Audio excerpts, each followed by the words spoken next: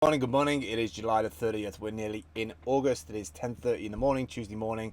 Yesterday I did a video about reviewhunt launching in 48 hours. We kind of found out at the end of last week. They were saying they're going to launch at the end of the month. Obviously super excited about it because the team has been working on it for months and months and months. We had a new front-end developer who's done sterling work, and I was incredibly lucky to get access yesterday to a kind of staging pre-area. So I've kind of walked through, even though the data was kind of not necessarily valid or wasn't working yet, I managed to walk through the system. So I have a little bit of insight to share with you today because we're now obviously 24 hours away. I'm sure people are chomping at the bit to see what's going to happen with Review Hunt.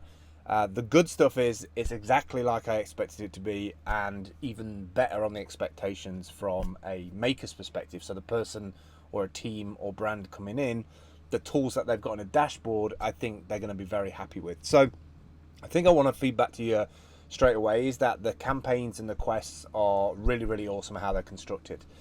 The way they're constructed is that they're broken down, depends on the maker, but they're broken down into quest sections. So, you know, quest 1, quest 2, quest 3, and you have to go through in sequence. What I'm noticing as well is that they have a certain pricing point as well. So they start off low and then they build up high, with the high quests, which normally have like a little spinning star above them, that can be quite a large amount of hunt. And from my first impression of it is, once YouTubers, brand advocates, influencers understand that they can do a kick-ass video, which they do on YouTube, and hope that it gets 1 million views, they can come over here and earn hunt tokens, which obviously they could probably go and trade for fiat and exchange on exchange. That's where we've got to do our bit in incentivizing them to save that money, hodl that money, reinvest it into the Steam platform to open them up to all these other different dApps. But I think they're going to be pleasantly surprised that they can potentially make upwards of, you know, a couple of $1,000 and get paid out in that in 7 days compared to YouTube, which is like 30 days with AdSense. So massive win there. And the other win I'll say is I've been kind of lucky as well to work out who a couple of the brands or the companies that are going to be at launch. And I'm really excited about one of them because it takes me back to my early video blogging days, and I'm kind of starting to see how my stuff might unfold in terms of the vlogging stuff with the vlog token and Steam casting and the front end for that. I am not convinced on purchasing or getting set up with the front end on Steam Engine yet. I'm still more interested in the SMTs, the original vision. It may be a combination at some point, or it might not even be a front end condenser at all. It might be some other way of interacting with it or building modules, but I think that's because I'm more focused on the vlogging, the live streaming, and the gaming side. That's kind of where my head's at with it. So I've done a whole post, but I can't post it yet until it launches. So literally once Review Hunt launches, a minute later or a couple of minutes later, I'll be putting this post up. I've kind of reinforced the NDA on myself because it is an area where, you know, he shared it with me. They've shared it with me to have a look around, to just get a lay of the land, really. Mainly because I want to put up the first unofficial Skillshare course to teach people the interface, how to use it, how to step through a quest, what people can expect from it, from a content creator's point of view. So ideally capturing YouTubers and bringing them in. And I've gone through all the different sections, the different bounty funds, the quest submissions, going over the graphics and the design of the call to actions, jumping into a quest, how you actually go through and step through the quest. So yeah, I'm pretty pumped about it. I hope you're pumped about it too. I know the team has been like putting some super hard work into this.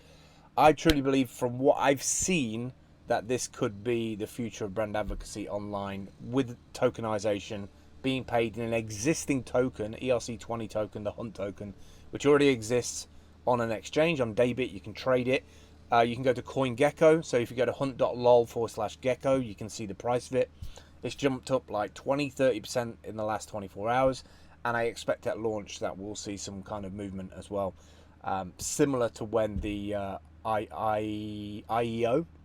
Another thing I should mention as well is that a lot of people looking in who maybe got like scammed in the ICOs, in the ICOs of the early days. I say early days, like a year, 2 years ago, on these big grandioso plans of like, oh, invest in our ICO with Ethereum and in 5 years time we'll deliver a product. A lot of those have died off. I think it's upwards of 90% of those have just died off, and people are out of pocket. Just a really bunch of people who like managed to craft a story and got the right resources, the right people, made a website, testimonial and video, and people invested in what will be the next big energy thing or the next big blockchain. And a lot of those blockchains don't even exist. So I think that's the best advice I can give to anybody who's looking into crypto, hasn't touched it yet, because all they see is volatility with Bitcoin, or all they see is the price of Steam at like under 20-30 cents and in position 80 compared to Bitcoin being at the top or in the top 10.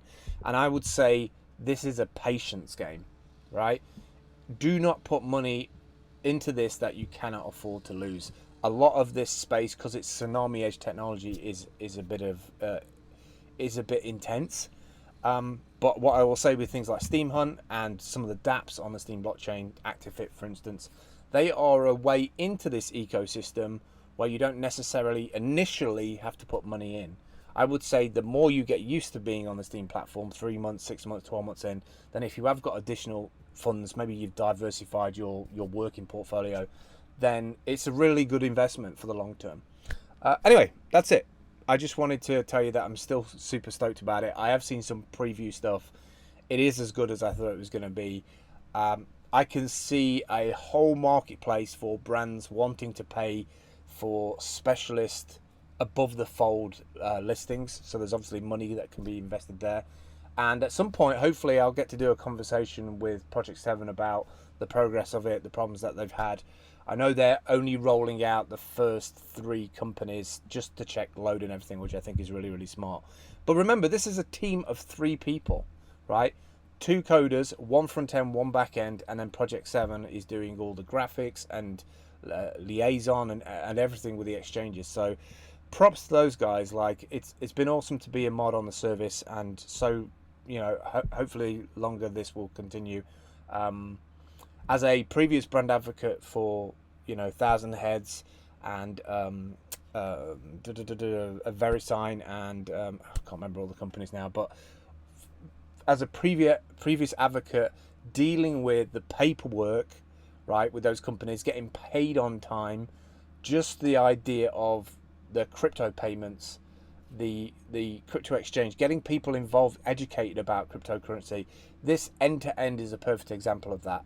I'm just stoked. Can't wait to get started. All right, I'll catch up with you soon. I need more coffee, and I've got like a whole day ahead of me of recording video, so I need to be careful with my voice. All right, I'll speak to you soon. Take care. Bye. Drifting slowly into